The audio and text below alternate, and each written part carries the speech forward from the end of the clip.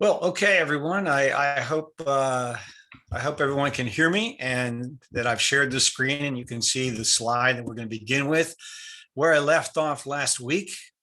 And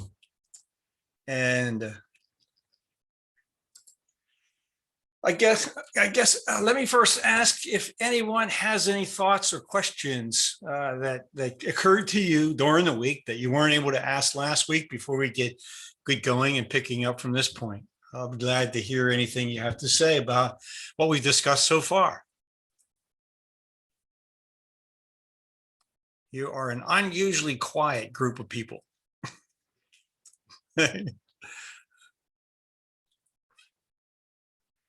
Okay, well, fair enough. You see the slide on the screen. It says the Panic of 1907. Well, the story that I've been telling so far has been filled with panics, all sorts of chaos, booms and busts, people trying to adapt to the financial and economic circumstances of the time.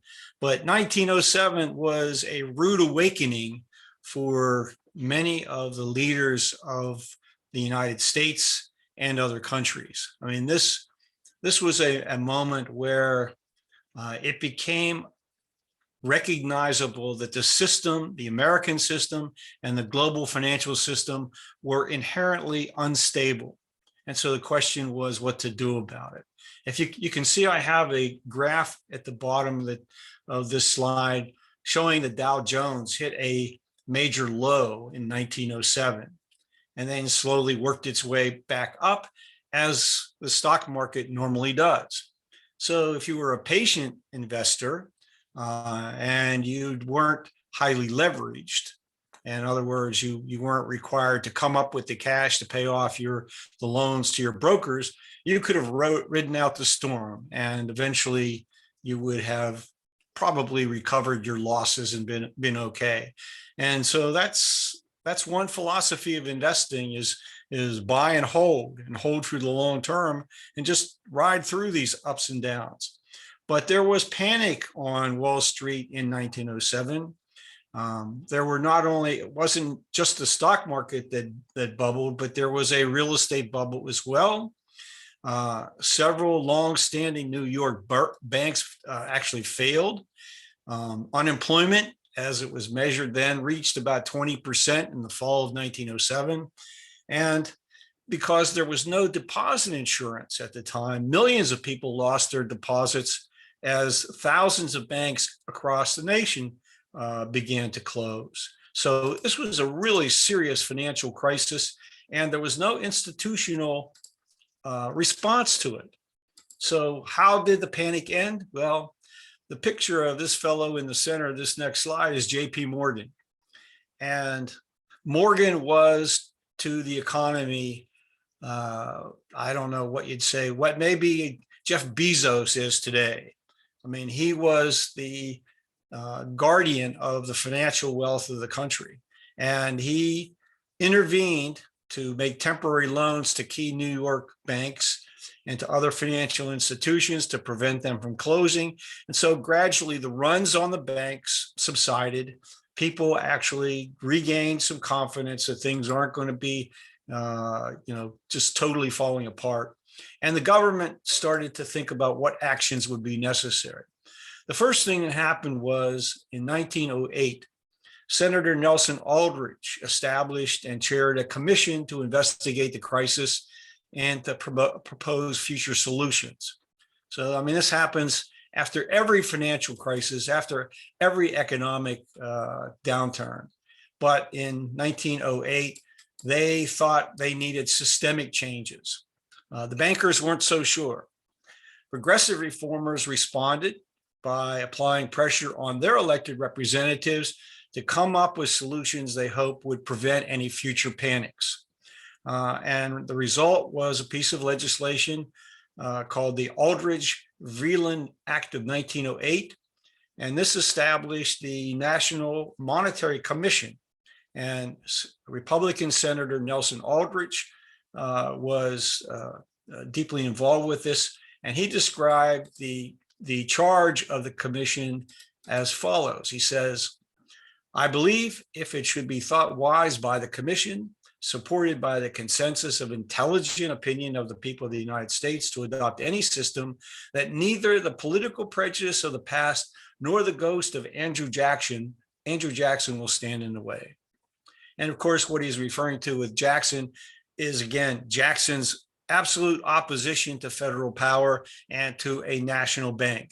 So now, gone through that period of wildcat banking after the Civil War, the gradual increase in the number of national banks, and the fact that the system still crashed, something had to be done, and hopefully that was going to come out of this commission's work, a recommendation that the legislative branch would find acceptable. So in 1910, a small group, they included Aldrich and Paul Warburg, who was a major financial guru at the time, and partner in a Wall Street firm. They traveled to Jekyll Island Club off the coast of Georgia. And there they met in secret to plan the restructuring of the nation's banking system. I happened to have the chance to visit Jekyll Island's resort a couple of years ago and tour it. It was an interesting place to go. If you've never been there, if you take a trip to the South, definitely take it in. Well, after a lot of discussion, they decided to press for the establishment of a central bank, but a central bank would not be under the direct control of the federal government. This they still feared, giving the federal government too much power over monetary policy and issuance of money and currency. Well, when the plan was finally put before the U.S. Congress for debate, there was strong opposition that came from the state bankers and from other reformers who advocated direct issuance of currency by the Treasury. So the state banks are upset because they see this as a power grab by the national banks to form a central bank controlled by them. And others felt as though the plan was risky because it put monetary issuance in the hands of this new central bank. And as is a debate that continues on even to today, many thought and still think that currency should be directly issued into circulation by the Treasury. And others saw the legislation as nothing than really a power grab by what they called the money trust. So there was a great deal of fear among the public about the concentrated control over money and how much power that brings. Well, Woodrow Wilson becomes president. He won the Democratic Party's nomination in 1912. He defeated Theodore Roosevelt, who ran as a progressive. And in his acceptance speech, Wilson, interestingly, warned against the money trusts. He said that the money trusts involved a concentration of the control of credit may at any time become infinitely dangerous to free enterprise. So there's a lot of concerns, yet behind the scenes, there were members of the Wilson administration and influencers who were pushing Wilson to sign the legislation. In particular, a man named Edward House was a major advisor to Wilson, and Carroll Quigley, in his historical analysis of the period, indicates that Colonel House, Edward House, was basically on the payroll of J.P. Morgan. So while the bankers were voicing some opposition to this new plan of a central bank, behind the scenes, they were really looking for it to be implemented. But they thought if they were too outspoken in favor of it, then the opposition would use that as a means to oppose it, and they would lose their power that they would gain by this new system. So a lot of intrigue that went on behind the scenes to try to get the Federal Reserve System approved and put into play. But in the end, Wilson signs the legislation, and the Federal Reserve System is the result. Now, I mentioned Carroll Quigley, and here's his book, Tragedy and Hope, A History of the World in Our Time. This is a 1,000-page book, and it has a lot in it that many of us today wouldn't be interested in reading in terms of the history that he covers. But I managed to get a copy of it off of the internet, and I downloaded it, and I have put the first about 400 or so pages on my website at the School of Cooperative Individualism. And that part of the book contains the chapters dealing with the origins of the Federal Reserve and the whole story of how our money system developed over time. But this book was published in 1969. It was controversial from the beginning, but he concluded in his writing that something deeper than a commitment to ending the financial panics motivated those who pulled the financial strings. Because at the time they recognized the world was becoming an increasingly interdependent global economy. And here's what Quigley had to say about it. He writes, "The powers of financial capitalism had another far-reaching aim, nothing less than to create a world system of financial control in private hands, able to dominate the political system of each country and the economy of the world as a whole. This system was to be controlled in a feudalistic fashion by the central banks of the world, acting in concert by secret agreements arrived at in frequent private meetings and conferences." So you can take Carroll Quigley for his analysis.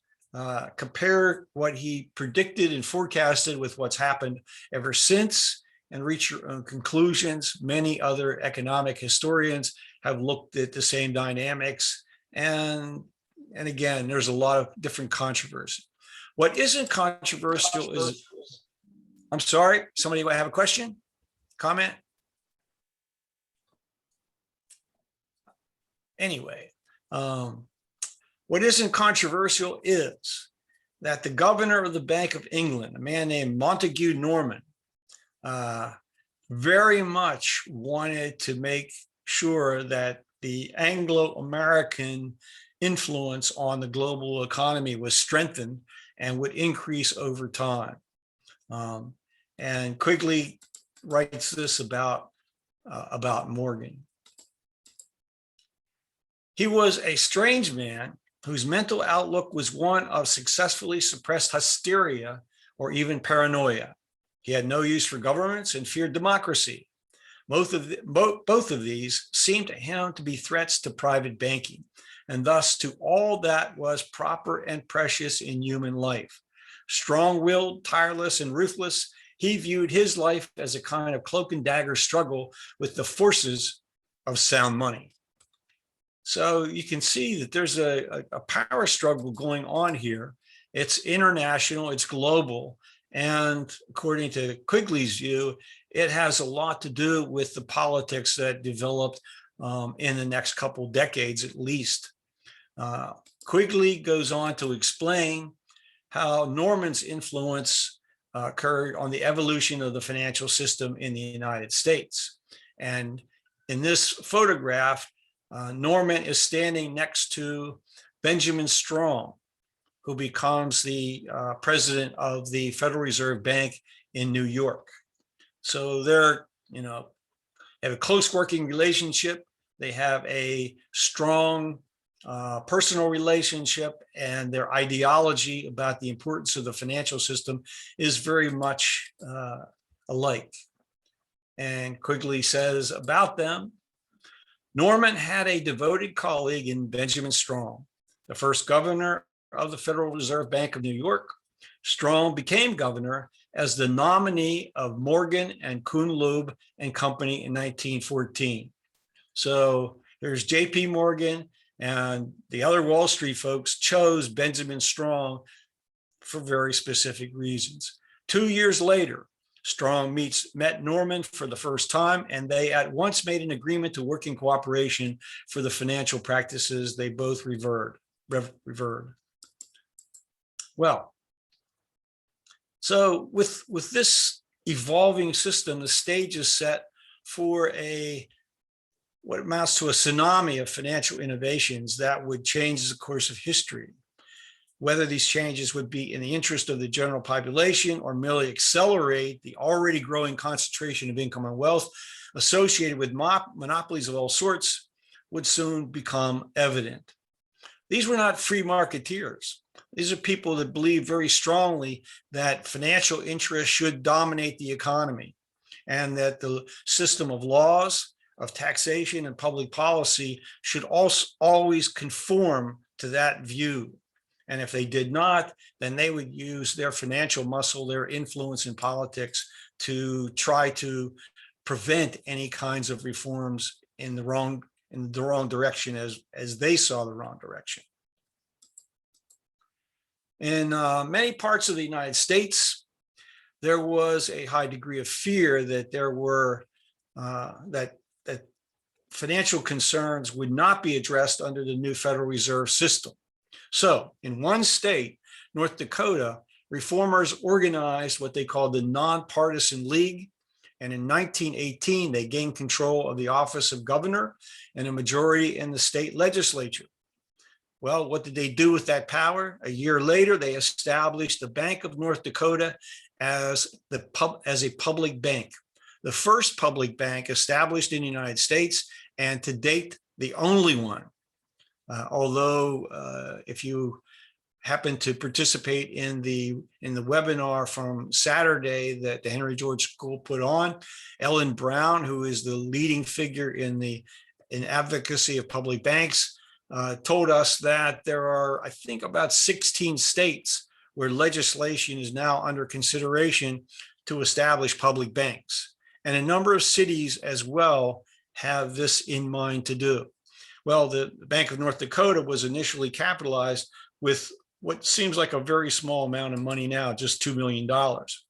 But during the panic, North Dakota residents had really suffered a lot. And then they continued to suffer all the way up through the Great Depression. Among the reasons was there was a very long drought that spread across the Midwestern United States. Many farmers were deeply in debt because of dramatic price declines for agricultural commodities that occurred during the 1920s. You have to think about the 20s, the early 1920s, as a period of adjustment after the First World War. What happens when countries are at war? Well, farmers can't plant and harvest their crops. And so those countries where there's no fighting going on, like the United States, could expand their market share in terms of agricultural commodities. And so they bring more land into production. The farmers borrow in order to acquire the land, borrow in order to purchase new equipment and seeds and fertilizers and everything else based on the commodity prices having gone up considerably. So, as any businessman would do, they look at their cost of doing business, they look at the market price that they can sell things for, and if the profit margin seems to be there, they'll go ahead and expand. But once European farmers started to clear their fields of unexploded ordnance and plant their crops and harvest them, then global prices went down. And without subsidies from the United States government or any government, the farmers were starting to experience losses in revenue, default on their loans, and period of foreclosures. So you throw in those debt issues along with the great drought that occurred during the 20s and then early 30s. Well, by 1930, it was said that it cost farmers more to produce a bushel of wheat than the market price. So with every bushel of wheat that they produced and sold, they were losing money. Not a good proposition. Well, to just give you some background on the buildup, land prices had skyrocketed during the First World War. They had reached over $40 an acre in 1920, and this is in North Dakota. By the end of the 1930s, farmland in North Dakota was selling for around $13 an acre. So you can see what kind of problem that's going to present to you if you had borrowed to buy the land at the peak at $40 or $41, and now you could only sell it for $13. The financial burden was intensified because local tax collectors failed to adjust downward the assessed value of land as the market price fell. This is a problem in terms of property assessment generally. Assessors don't get around to reducing the assessment based on current market data very often. This actually affects lower income neighborhoods in many of our cities, where historically, as people left those neighborhoods for the suburbs and property prices fell, the assessment of those properties did not fall consistent with the decline in values. So even to this day, there are many communities in cities all around the United States where, as a proportion of current market value, low-income households who own property are paying a higher percentage in property taxes than those who own much higher valued properties. So it's just one of the systemic and administrative problems that existed then and that still exists to this very day. Well, in 1920, there were nearly 900 national and state banks operating just in North Dakota, and many of them were very minimally capitalized. The state banking regulations were not well designed or very well enforced, and this isn't just North Dakota. It is the case in many of the states in the United States. But as borrowers became delinquent on their loans, a growing number of these banks became insolvent and they failed. So by 1933, out of 900 that existed in 1920, only 300 still operated in the state. So you can see that thoughtful people recognize the need for a public bank to fill the void. During the Great Depression, the Bank of North Dakota experienced losses as well. They were forced to foreclose on many farmers who couldn't make payments on their mortgage loans. So the bank accumulated a significant amount of land in its portfolio as a result. Most of the farmers, however, were permitted to remain on the land as tenants. So the policies of the Bank of North Dakota didn't remove the farmers, but gave them an opportunity to recover as the economy recovered, as the drought ended. And in the 1940s, most of the farms were sold back to these same farmers under affordable terms. So just on that basis, one can make a very strong practical argument that public banks are extremely useful, desirable, and we should think about expanding the number that exists. Well, of course, who would be against the expansion in the number of public banks? Anyone have an idea?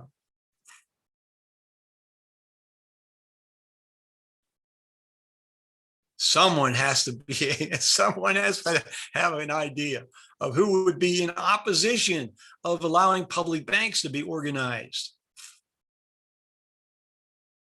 No one's brave enough?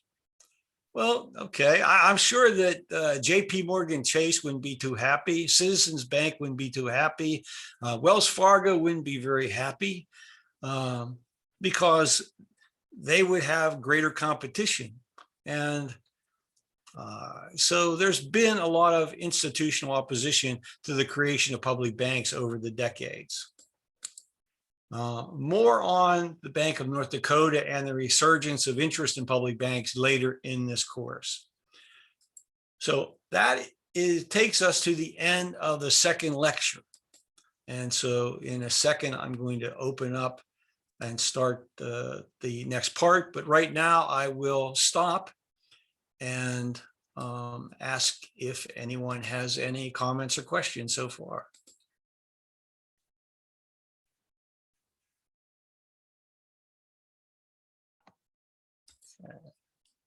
You may unmute yourselves if you have questions. Yes. Yeah, it takes time to make the thing work for you. I unmuted myself, but Okay, Alan, what's on your mind? just that. I think when you, I think what happened, what I noticed personally, when you stop to say other questions, then I'm looking at where do I touch my screen? Where do I find the thing to unmute myself? And by that time, you know, it takes three tries. And you've already gone on. Well, we have a real echo. Yeah, we have an echo. You are having echoes on that. Are you connected to two devices at the same time? We're getting an echo from you, yes. Oh boy. I'll mute myself. Or maybe he already did. Okay. Well, Alan, you and I have had discussions about, the financial system. Any thoughts so far about what happened historically that what we've covered? That was fascinating. I unfortunately missed the first 9 minutes because we were on a call, but it's fascinating to hear about Carol Quigley's take on the formation of the Federal Reserve System and the views of the people such as Montague Norman and Benjamin Chase, Benjamin Strong. Yes. Well, there's more to tell about them for sure. I mean, this is a drama. It could be a great. Whoops, we're still getting the echo.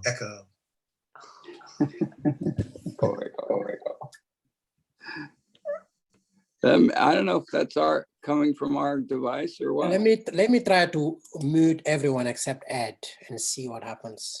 Okay, and Richard's got his hand up. So, Richard, you want to unmute yourself? Yes. I remember when Henry George and Sherman said that when a bank gives a mortgage, the interest income going to the bank becomes a land rent. So JP Morgan would have objected to that because instead of the rents going to the bank, now they would go directly to the Bank of North Dakota. Yeah, well, that the scheme is that all public revenues collected by the state are channeled through the Bank of North Dakota. Right. And, that's certainly possible for other states as well. And that would definitely interfere with some of the bond issuance that the major banks do on behalf of local and state governments. Oh, that's the way it should be. It should go right to the government. It shouldn't go through the bank. On here, but I gave you extra for the fish. Okay. Wayne, I see your hands up. It's Wayne. Wayne. Oh yeah. Why can't he see me? Yeah, maybe you're not on. I'm Wayne, you on. have to unmute yourself or. Yeah, unmute yourself. I Jason. did. Okay. I did that. Okay. Okay, I'm unmuted now. Yeah. All I right. didn't work at first, and also I tried to send some kind of a question on the Q&A, but somehow I couldn't get through. Anyway, I have basically a couple of questions, and specifically I'm concerned about this relationship between Strong and Montague. Do you think it actually had the effect of accelerating American entry into the First World War? I would say we're still getting my echo. Yeah. I don't know what to do about that.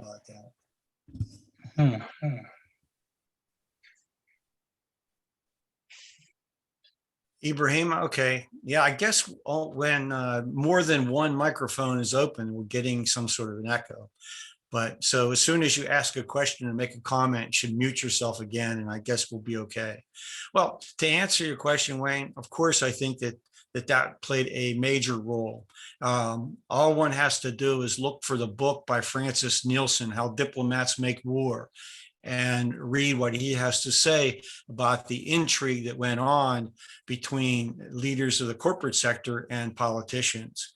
So, there were financial interests and corporate interests that were moving the world closer to some sort of major conflagration. Whether or not that would have ended what would have been the First World War, as it turned out, or something else, I don't know. But there's a lot of profit in selling war goods, and capital goods are destroyed, in a large amount through warfare. That creates plenty of opportunity, after the war, hopefully if you're on the winning side. So I think there's a great deal of evidence that there's all sorts of special interests that knowingly or unknowingly or unintentionally made decisions that pulled the world closer to a world war.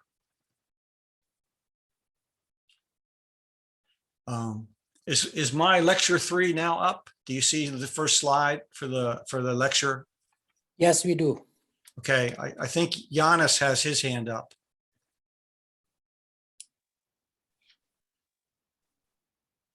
You have to unmute yourself, Giannis. Okay, can you hear me? Can you hear me? Yes, Go ahead, Yanis. We can hear you. Okay. I've muted myself when you came on so that we don't have the echo problem.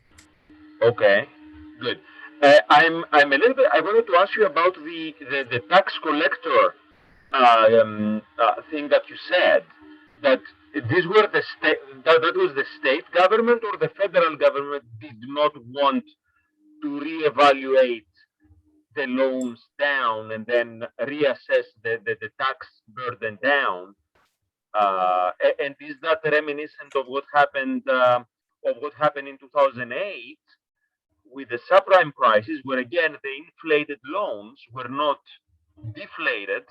Okay, they were stayed due as is, and the same thing that happens now with the pandemic, where everybody has been like, the economy is in lockdown, however their rents are still due in full, and nobody from the politicians does not want to cancel the rent. And is that a similar thing where that shows that government is in cahoots with the banksters? Yeah, okay, you're gonna have to mute yourself again so I can speak. You're absolutely right. I mean, but the question is whether or not it's intentional, or it is simply a lack of efficiency on the part of the people who administer the tax system. Remember, property taxes are everywhere locally collected. And the question of where the assessment responsibility lies is usually with the counties, but not always. So is county government the appropriate place for it to occur? And, again, if you have a large city, a metropolitan area, you have a place like New York City, boy, there's an enormous number of properties to be reassessed on a regular basis. And even with the best of computer systems, it may not be done sufficiently frequent based on changes in market information. And in a downturn, property tends not to turn over except by foreclosure. And so the problem you have with that is the value that someone paid for the property at a foreclosure sale really a market transaction, because it's a distressed property, and therefore, for example, the bank that executes foreclosure may be willing to take a significant amount below the true market value just to get the loan off their books, take their loss and move on. So it's a hard question to answer. The ethical thing, of course, is that property values should be adjusted based on changes in market value on an ongoing basis, which is the advantage of having a land-only property tax base, because the assessors would not have any need to go to property by property and look at the buildings to see the level of depreciation. So it's a strong argument for a land-only property tax on the basis of the ease of reassessments. Yeah, go ahead, Giannis. Unmute yourself.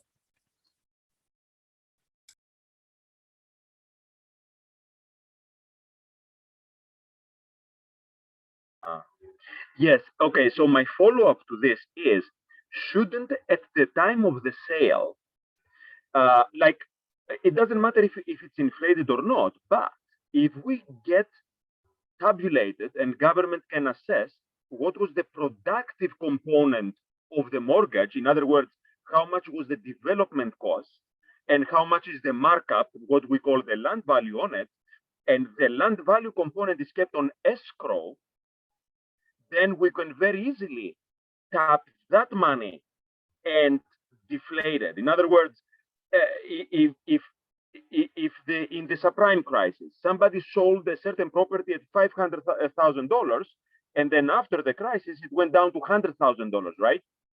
But the cost of the building is always way below that.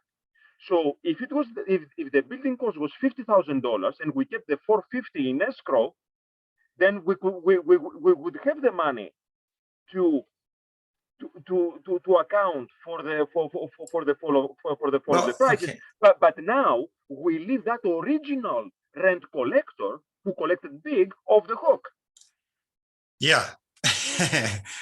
Well, the best answer I have is not really an answer, it's just a comment.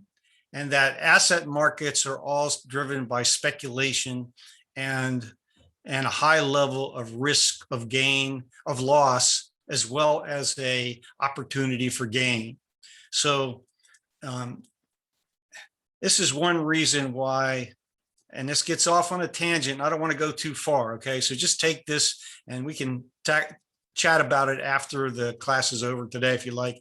And that is the best legislation we could introduce for affordable housing would be to prohibit any commercial bank that accepts government insured deposits from extending credit for the purchase of land or the use of land value as collateral for borrowing.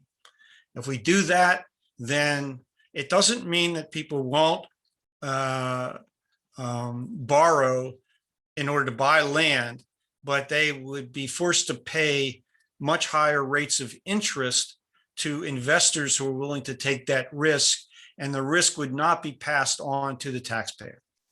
So for right now, I'll leave you with that. And I want to continue with our story because there's a lot of interesting details in it. So everyone is now seeing this, I guess. I'm giving you a map of the United States that divided up into the Federal Reserve districts. So despite Wilson's desires, the bankers ensured that the new Federal Reserve System was made private and was not a government agency. The Federal Reserve Act established a system of a minimum of 8 and a maximum of 12, mostly autonomous regional reserve banks. They would be owned by commercial banks, and their actions would be coordinated by a committee appointed by the president. So that's where the political oversight becomes involved. The president appoints a committee. Now, the rules governing the Federal Reserve did change after the Great Depression. So there's more to that story. But from inception, the Federal Reserve System had its harsh critics. And at the time, this included the Congressman Charles Lindbergh. Lindbergh is controversial for many things, but here's what he had to say about the Federal Reserve System. He says, the act establishes the most gigantic trust on earth.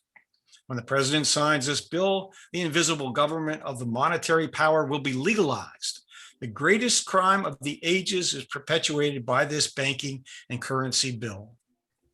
Now, there have been many, many critics in successive decades. None the least in modern times has been U.S. Representative Ron Paul of Texas. He has repeatedly called for the dissolution of the Federal Reserve System, and he states his case this way.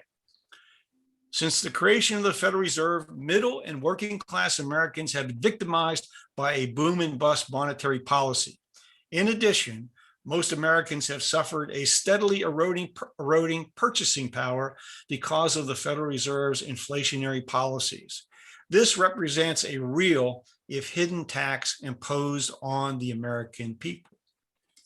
And no doubt there's a good deal of validity in his criticisms because the Federal Reserve has really failed in what was supposed to be its two primary responsibilities. One, to mitigate the boom and bust economic cycles that have continued throughout its existence. And this chart just shows you, the volatility of our economy up and down all the way through to the early 2000s. The biggest dip occurring in, the Great Depression. But could monetary policy have been better implemented to mitigate the booms and busts? Did they do the right thing at the wrong thing at the right time at the wrong time? I mean, that's part of the challenge of monetary policy, or at least it's been the challenge of monetary policy for a very long time, because by the time the Federal Reserve Board meets and their committees meet and decide on an action and take that action, well, everyone knows in the market, in the financial markets, what the options that the Federal Reserve has, what options they're most likely to take. And so they can basically hedge against what the Federal Reserve is going to do. And so when the dust settles after the Fed does something, those interests that are able to protect themselves best end up wealthier, their assets protected, and generally, as Ron Paul says, the middle class, working class Americans end up worse off with loss of purchasing power, and perhaps even other problems like long-term unemployment during a recession. And this is a chart that just shows what's happened to the purchasing power of the dollar over that period of time. So if your dollar income is increasing at a rate that's higher than the increase in the cost of what you're consuming, you're ahead of inflation. So for some people, they've always beat inflation, and so their purchasing power has continued to rise. However, for the majority of households in the US, the opposite has occurred, particularly since the late 1970s. That nominal wages has not increased for the majority of working people and households at a rate equal to the loss in their purchasing power of the money that they receive.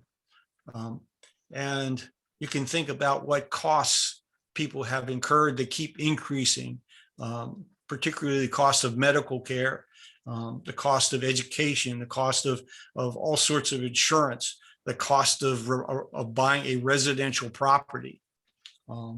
And you can hold me to this. I always try to use the term residential property rather than talk about housing, okay? Because what you're buying when you buy a house normally is you're buying the land underneath it as well.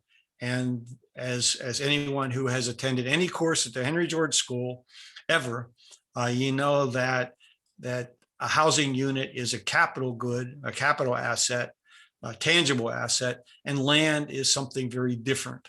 So I always try to make sure I refer to what's happening as part of the residential property market and not the quote housing market. Well, for a significant portion of US households, inflation has eroded much of their purchasing power, even if the household income has risen slightly each year. And that's what this chart is designed to show you. That it's just remarkable how the median income, nominal median income, has managed to climb, but the real income, what it will buy, has not moved at all. This is why that line is on a horizontal axis. But again, this is a very personal thing. If you're part of about the top 15 to 20% of households in the United States, then you're doing better than inflation. But if you're in the 80% or below, you're either barely keeping up with inflation or you're losing out considerably with each year that goes by. As is very widely discussed, our society has experienced an accelerated concentration of income and wealth. No surprise to anyone.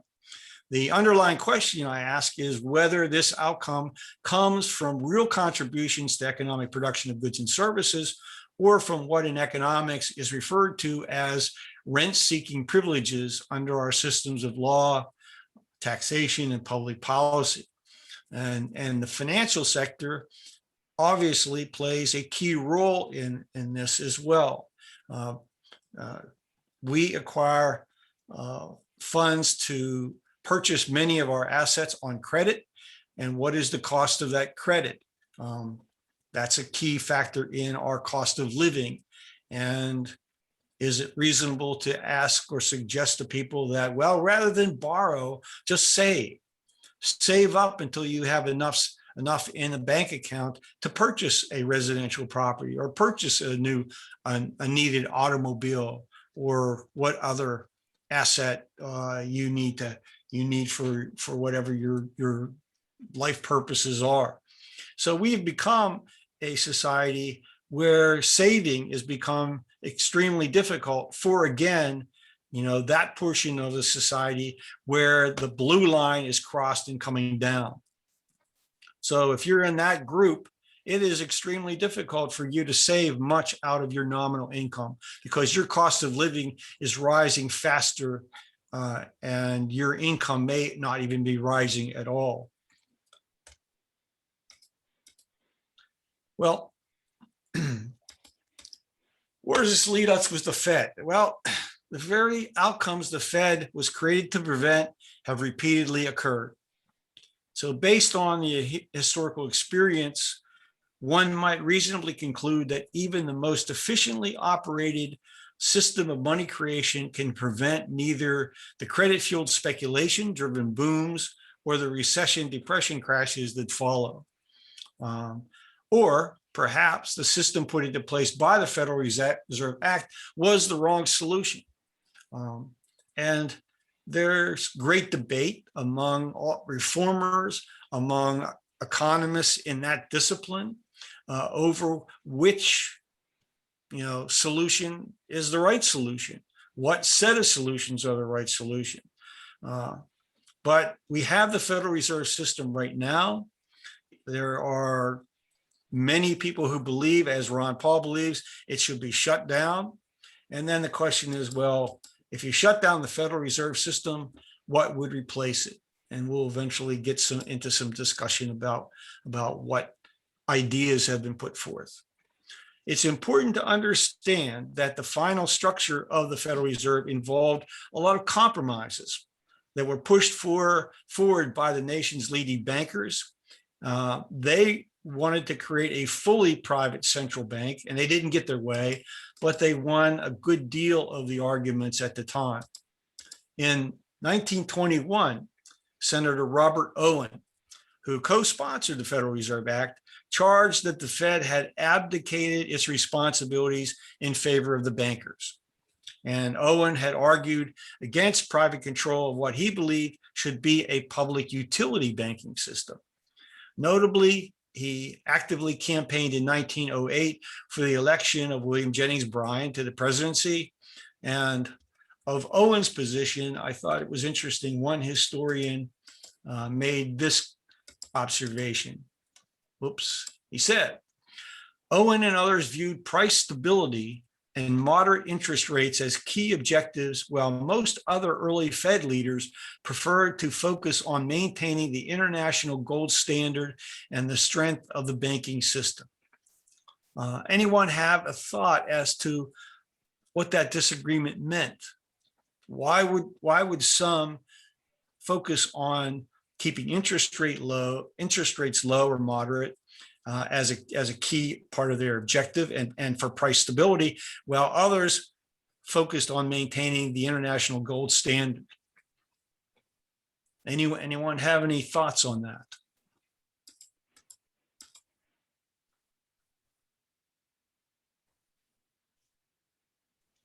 I'm going to wait 30 seconds.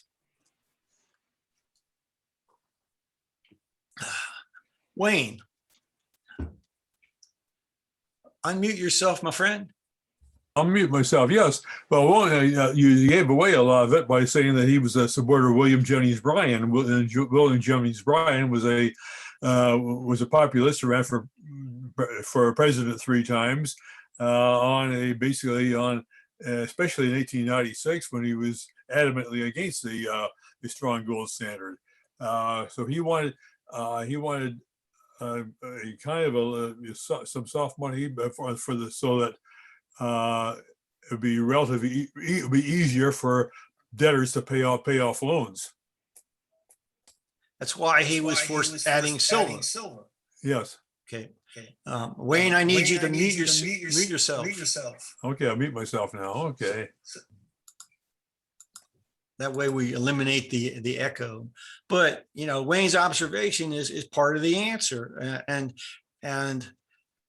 to the political leaders of most nations, you have to remember this: national wealth was still measured by the quantity of gold bullion held in the government vaults. So if gold is coming in, we must be getting richer. And that was part of their view. So when gold stocks were increasing, this told them the nation's balance of trade was favorable. They were selling more goods than they were bringing in. And they said the economy was healthy when, by definition, the value of these goods exported was greater than the value of goods imported. It's intuitively, to me, it's hard to fathom that. But if you're giving up more goods in exchange than you're getting from others, or in exchange with you, and you think that you're doing better, it's something to think about. Giannis, did I see you want to join in again?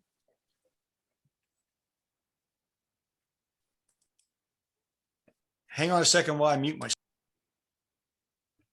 Yes,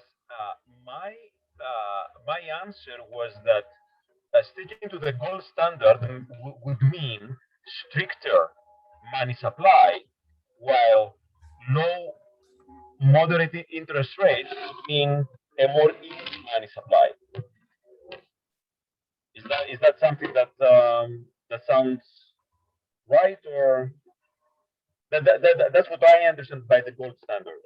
Stricter money supply, not as quantitative easing.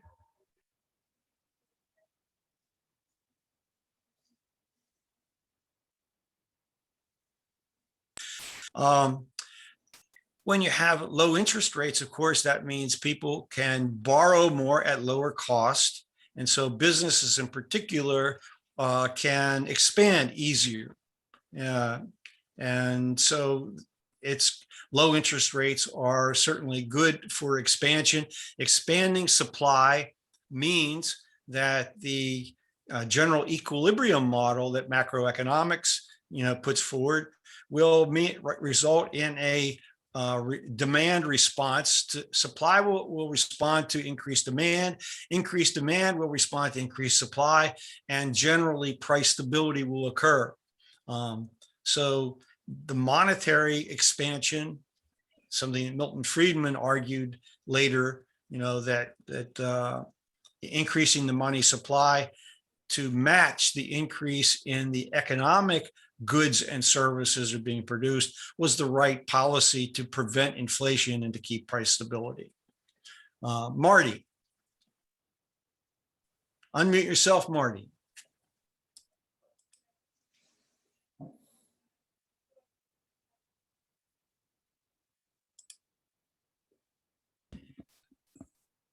This host.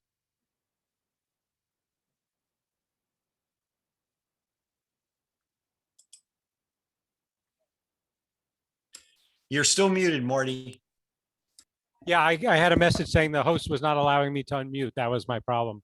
So my question is related to how is the government getting money at that point in time? Were there corporate taxes? I know the personal income tax didn't come in until 1913, if I remember correctly, my history.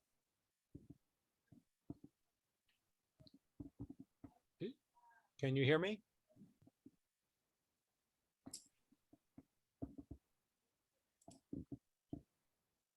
I don't know if you can hear me because I can't hear you. Okay, I've unmuted myself. Okay. The primary source of federal revenue up to this point in time and from the very beginning of the United States was tariffs, was charges on import duties. And the federal government got ground rents from leasing public lands to private interests and from other sources of fee income.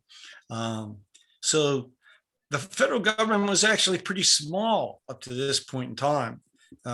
Before World War I, the federal government didn't really need much more money than it was getting from tariffs. Guy?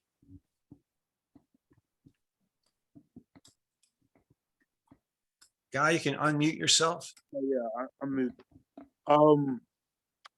I got a problem with the fact that people say that there's no more gold standards, because most of the countries still have a lot of gold in their possession. Like, if somebody tell me that Fort Knox is empty, I will never believe that. So basically, we index on gold. We still index on gold because, $20 million in $20 bill weighs 49 kilos in gold.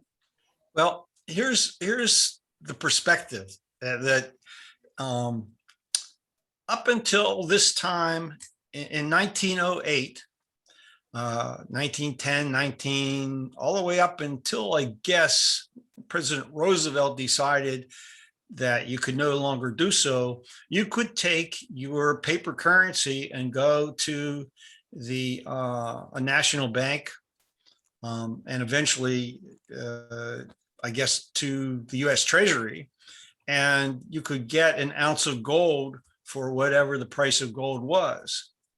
That ability to purchase gold directly disappeared eventually, and it no longer exists.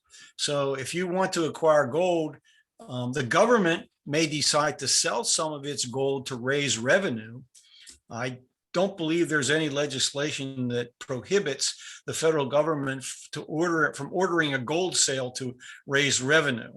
But I don't know that there's been such a sale since, I don't know, maybe someone else can research that question, but we have a lot of gold in the vault in Fort Knox, and other countries have a great deal of gold, but none of it is directly monetized.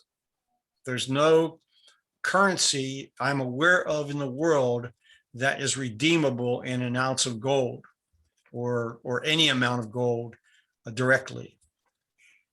If I'm wrong on that, someone else can correct me. That's correct, Ed.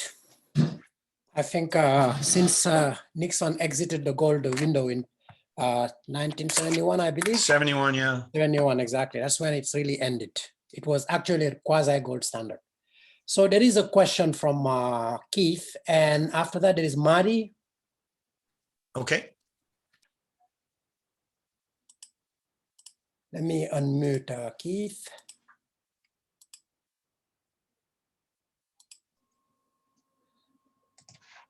Okay. Oh, thanks, Ed. I love your the course you're doing. It's absolutely marvelous. But I've got a question which I've never actually got anyone to ever answer, and you'll probably be able to answer it because it's probably so simple. You'll think, why did he ask that?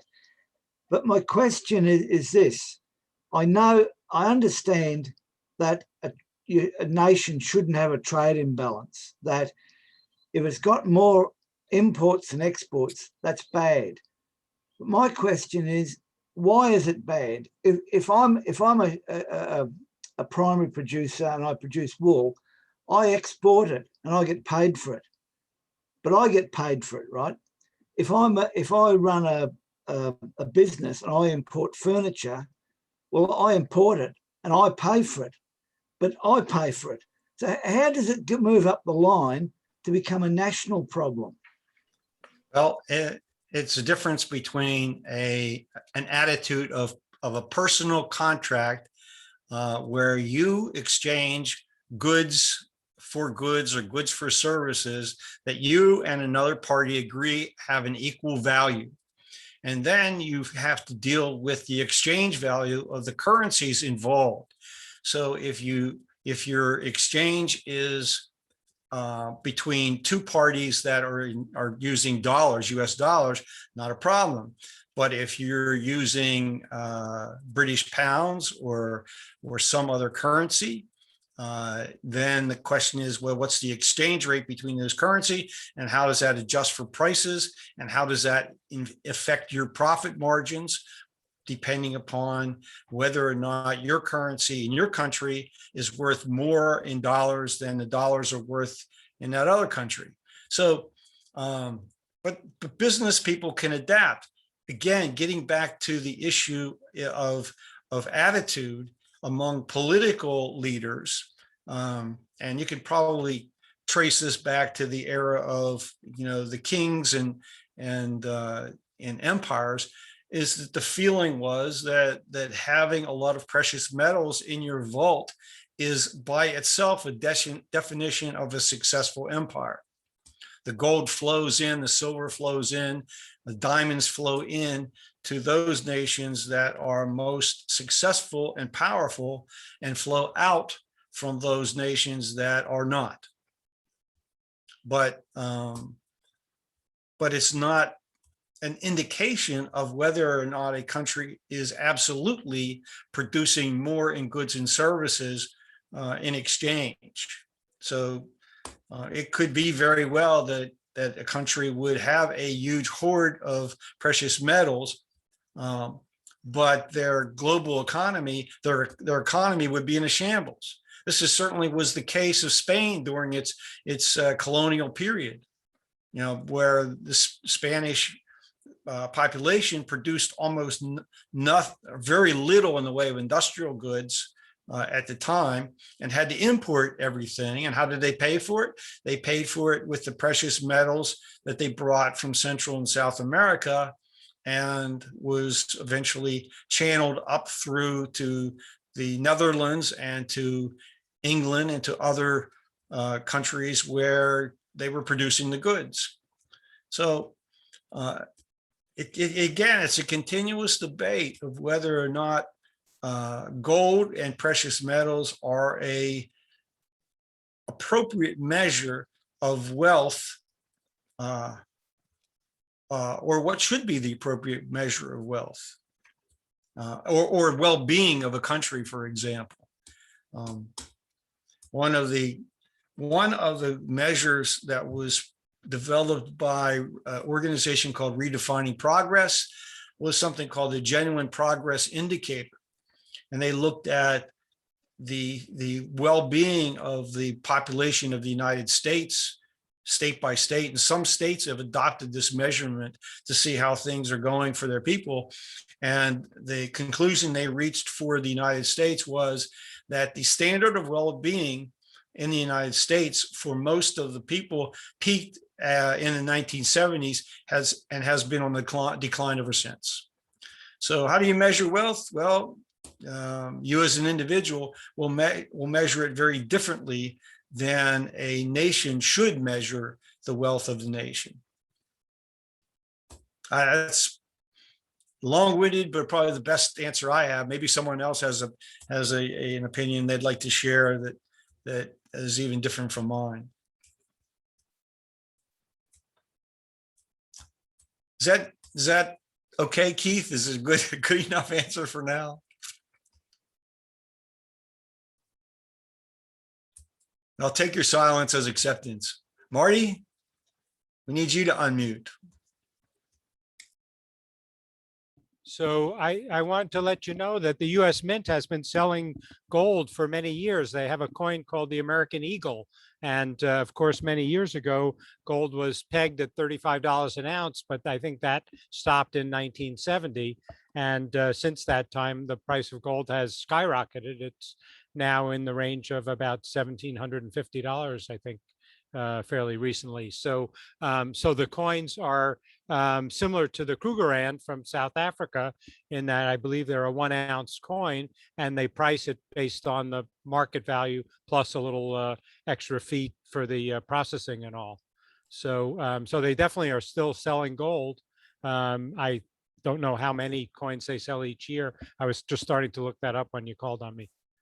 Well, that's an interesting observation. Yeah, these are collectors' items. There probably are legal tender, but I doubt that anyone uses them as legal tender in a transaction. I'd be very surprised if anyone did. So you have what a practice by governments is to create these coinage out of precious metals, and you have a collector's market. And so because they limit the number of the coins that are minted, there is competition to obtain the coins as collectibles. And so the price paid for many of these newly minted coins is actually above what the value of the gold content would be or silver content would be. So it's a different market. And yeah, I was going to say in the late 1800s and early 1900s, they had something called a double eagle, which was a $20 piece, and that was used in trading at that time in the same way that silver dollars were used, but it had 20 times the value of a silver dollar. But I think I mentioned last week how foolish I was as a young person when my grandmother gave us silver dollars as presents for our birthday. I immediately went out and spent it on something stupid rather than putting them in the safety box somewhere for future. Who knew, right? Well, I should have known. But anyway, Wayne, I think you have something you want to ask again. Yes. I am a coin collector, and yes, I do have some of these U.S. Mint issues. Not so much the strictly bullion coins, but a lot of the commemorative pieces. And yes, they're still made, but you get an idea how much depreciation there's really been when you think that any American 90% silver coin today is probably worth 20 times face value, and gold coins are even the more common ones are approaching 100 times face value.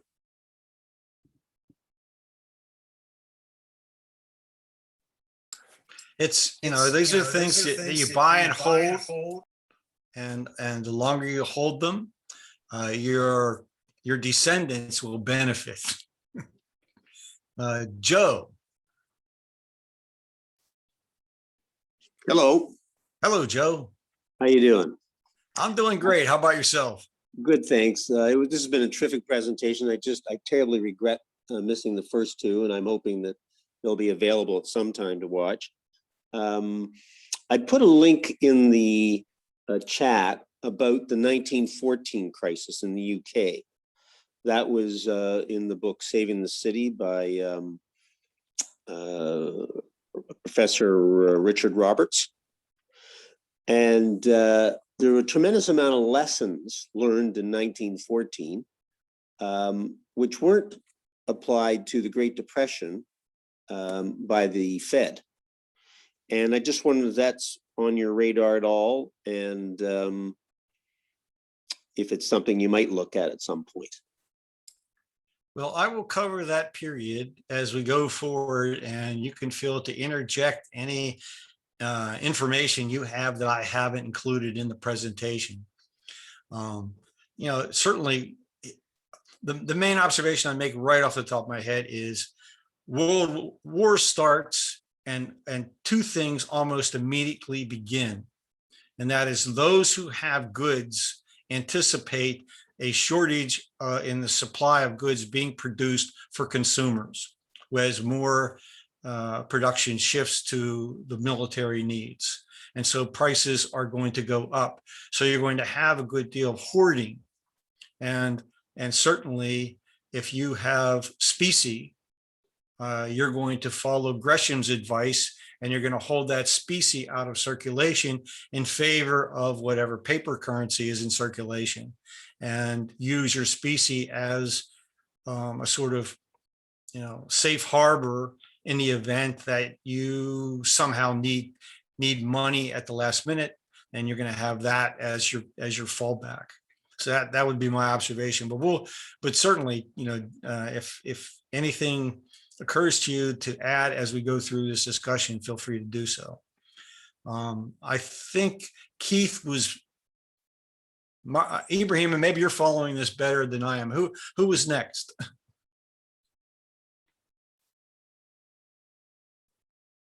Let's hear from Keith again. No, sorry, you answered my question. Thank you. Okay, so I guess you can continue, Ed. I don't think. I got Michael. Michael, yeah, Michael.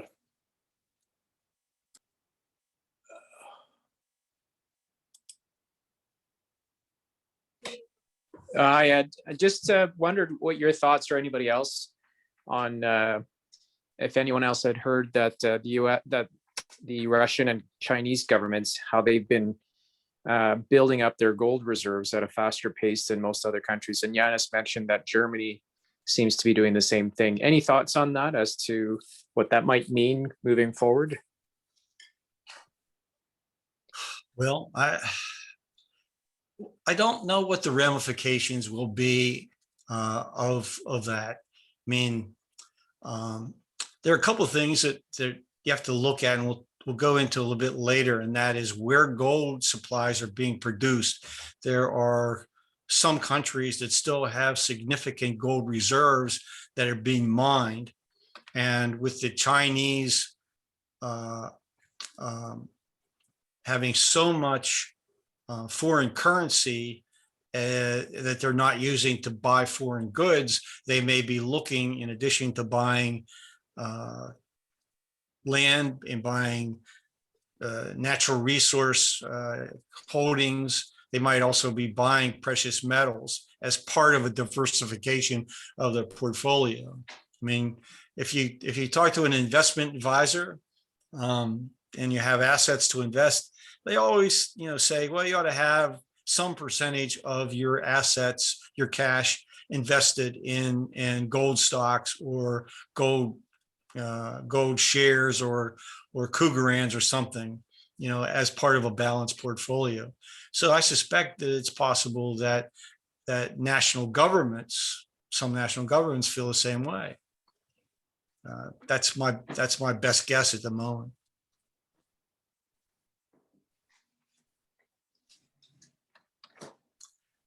Okay, well, thanks for all those comments and questions. I think that was a great exchange. Let me talk a little bit more about this idea of concern over imports and exports as we get closer to finishing up today's session.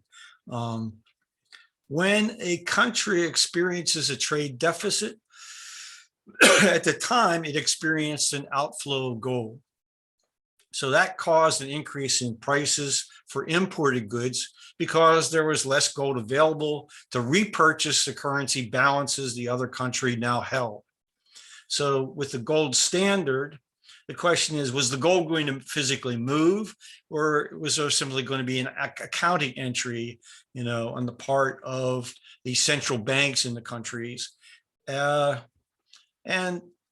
the physical inflow and outflow of gold is a dangerous thing. Put it on a ship, and the ship could be lost at sea, and there goes your gold supply.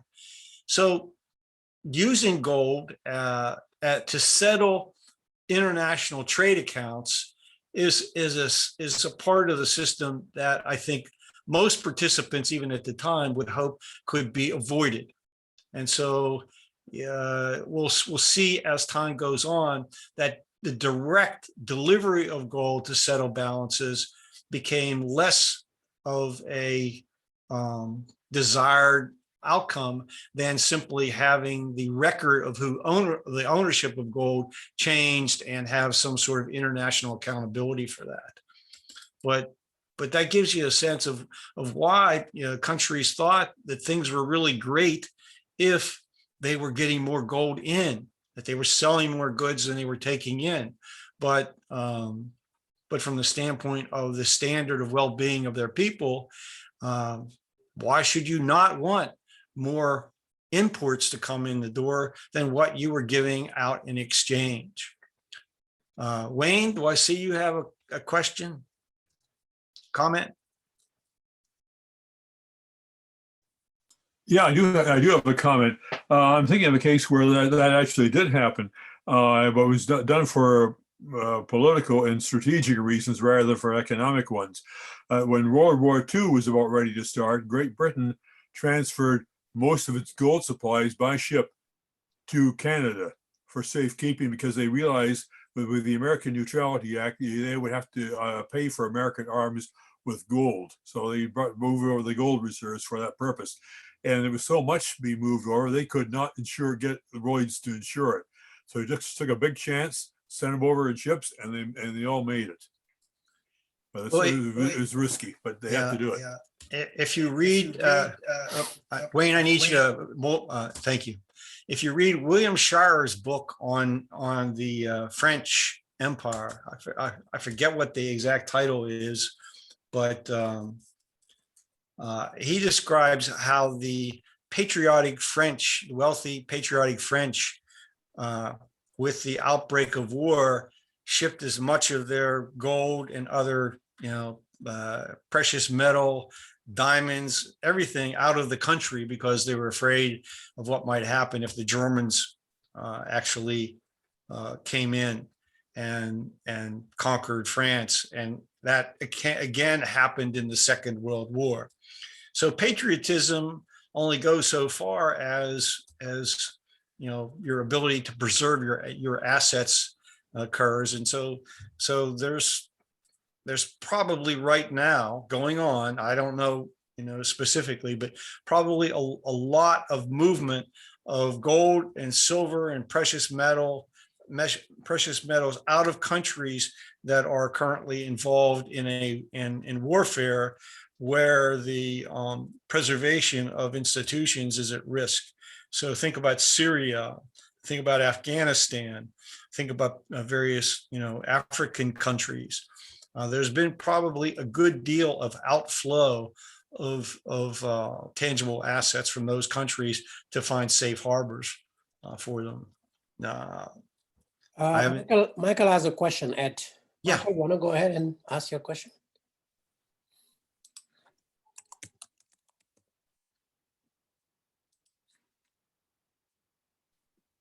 Yes, am I unmuted?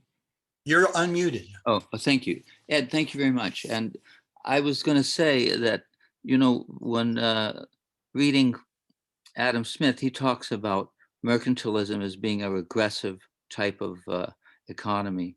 And that's what it sounds like the US was locked into in the early part of this century.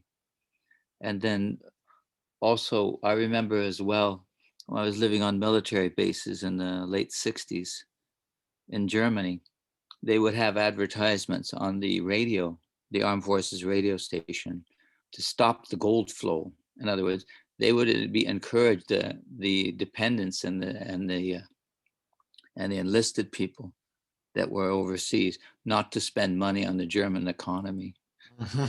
Stop the gold flow. You would hear that all the time on the radio. Yeah, yeah. Well, again, even to that late date, and we'll get that eventually next week. Under the Bretton Woods system, there's rigorous attempts to keep parity between the currencies, and that's very difficult to do when you have economies that are growing faster than other economies. So, and plus, as you say, when you have huge numbers of people who are occupying foreign territory in form of military bases, and then taking their incomes and spending them in the local economy. If you have, as later occurs, if you have floating exchange rates between currencies, then the currencies are going to find their natural balance between one another. And no longer was Bretton Woods effective, so it was pretty much abandoned. By the early 70s, there was no longer the ability to sustain that. So, but here again, people in Germany probably thought that the fact that they were exporting more goods and services than they were importing was good for Germany. Certainly the Japanese economy after the Second World War was built on the nationalism of export. In other words, the Japanese people accepted terrible housing standards, very low consumer access to consumer goods, because everything that they produced was to be exported in order to bring in foreign revenue and to expand the Japanese economy. Eventually, however, in Germany and Japan after the Second World War, you think about it, their economies recovered. They had huge investment in new capital goods, efficient, manufacturing techniques. The Japanese brought over Americans to advise them on how to be more efficient in their production. They brought in Edward Deming. Some of you may know who Deming was, but he was the guy who really did all the time studies. So he looked at manufacturing processes down to every movement, made Henry Ford look like an amateur in terms of designing manufacturing processes that would achieve the highest amount of output per unit of input. So all this is going on, and money flow is part of it. And as long as countries still thought that the wealth of the country was being dramatically improved by the inflow of gold and silver, then their policies are going to be to try to keep that flow coming. Actually, Denning went to Japan because nobody was listening to him in America. Yes, that's true. That's true. I guess the one comment I make is that, people have perceptions about what is good policy based on sometimes very flawed logic. And looking at certain statistics, you can come to conclusions that are the wrong conclusions. I think we're gonna stop here, and I'll pick it up with this slide on the problems with the gold standard next week. But I wanted to say that, for example, I think Polly Cleveland is on here, and maybe she can comment further on this comment I'm going to make, as she's taught economics as her profession. The term gross domestic product, to me, is a really not very useful statistic, because if you look up the definition of gross domestic product, it basically says it's the aggregate amount of spending that occurs, in an economy. It doesn't make any judgments per se about either what the spending was for or where the funds came from, whether the funds came from taxation, from borrowing in the credit markets, or from simply printing money out of thin air. nor does it make a judgment about whether or not the spending is to support 800 military bases around the world that the United States has. Whether, I don't remember if it was Keynes or not, but one economist said that gross domestic product can be increased significantly if you get everyone a job digging a hole and then giving them the second job of filling the hole back up. As long as you're paying for that, nothing is produced, but you have an exchange of money that's recorded. So, this is why I mentioned the genuine progress indicator that was put forward by Redefining Progress as a replacement for considering gross domestic product as anything meaningful.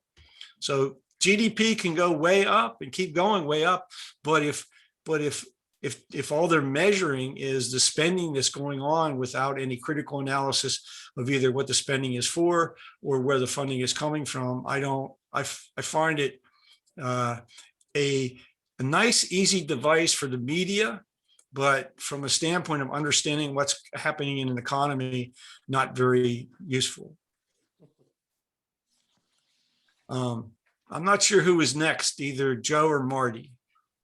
I believe it's Joe.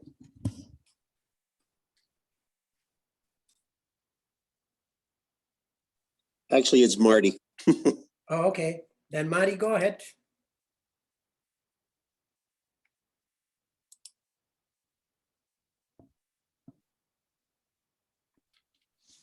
Doesn't seem like it's allowing me to. Am I unmuted now? I guess I am.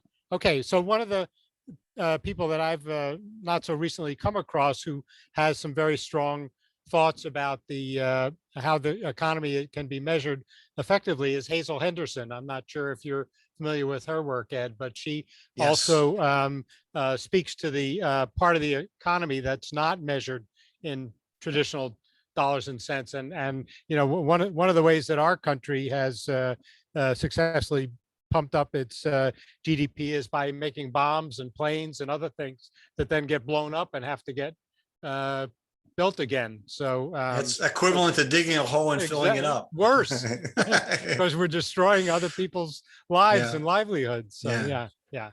So okay, I just wanted to mention her because she's done some real groundbreaking work in that area of identifying the the non corporate version of the economy, what she calls the love economy, I think. Well, it's also a good reason why economists that I've come to know over the years through my association with the Henry George School are in a group that generally have very specific thoughts about how the teaching of economics ought to be changed, and that the economic theory that's presented particularly in macroeconomics courses is flawed. And but they're small in number. And although you may remember that a couple of years ago, the economics students at Harvard University went on revolt against what was being taught because they said none of it made sense in any explanation of what happened in 2008, and they wanted economics to reflect reality. So I suspect there's a lot going on in that arena, but it's been a long time since I've had to take an economics course. Joe?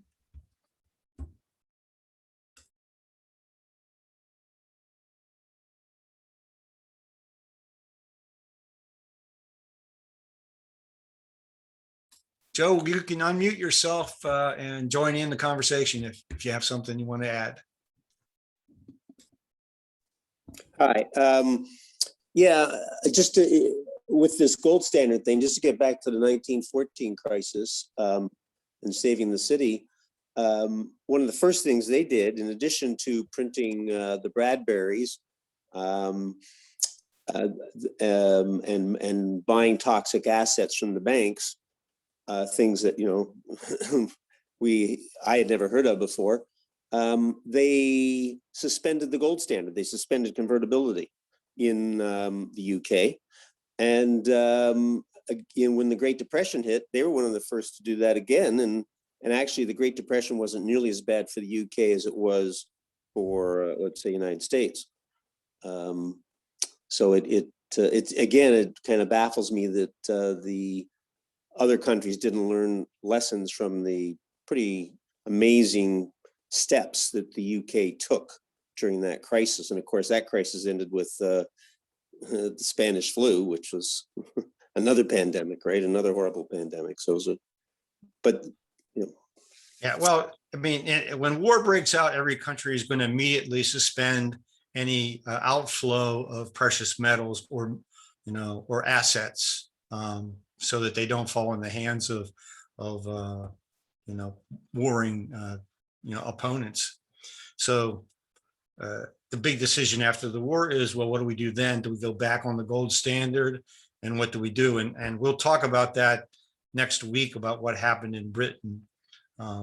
But you are right. Thanks, I believe, pretty much to the advice of Keynes after the Second World War, or as the Depression hit. I'm sorry, as the Depression hit in Britain, you know, Keynes was more influential with the Treasury Department to help increase the supply of credit to soften the impact of the Depression, at least until the United States decided to pass the Hawley-Smoot Tariff Act, and that led to you know, pretty much an international trade war until that could be worked out.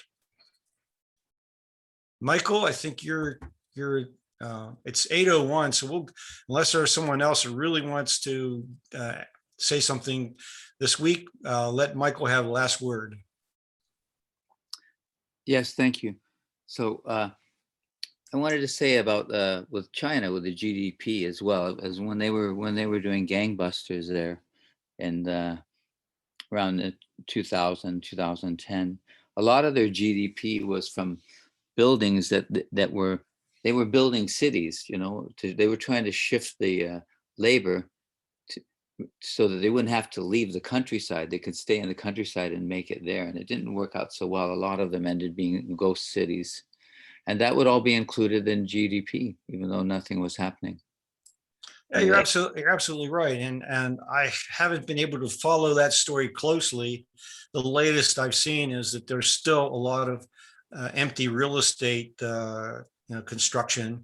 I mean, because obviously, if you're building it and you're selling it to Chinese citizens who have higher incomes and savings, they're acquiring that property not for occupancy, but as an investment.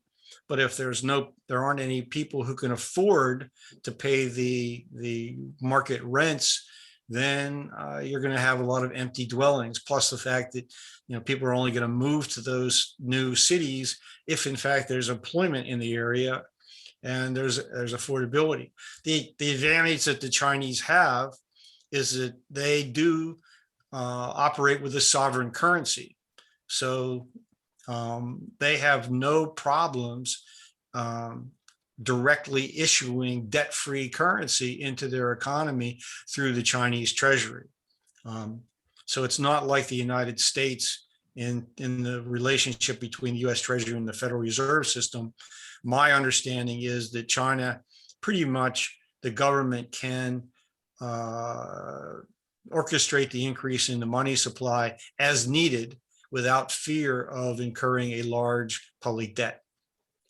Which is true. And that's a major advantage. Public banking. I thank you, Ed. Public banking. Well, public banking is part of the answer, Ibrahima, but the issuance of currency is also, you know, part of that dialogue of what has to be, you know, what has to be changed. You know, major question for the United States is, should the issuance of Federal Reserve notes as our currency be replaced by the issuance of Treasury notes, which the Treasury would then spend directly into the economy? Ideally, in my view, at least, for infrastructure spending to fund what the Biden administration is trying to do in terms of repairing roads and bridges and mass transit and other infrastructure type spending. But that's a discussion for another day. So thanks everyone for joining me for another week. We'll hopefully finish lecture 3 next week, which is week 4. Until then, thanks all. Thank you, Ed. Good night, everybody. Good night.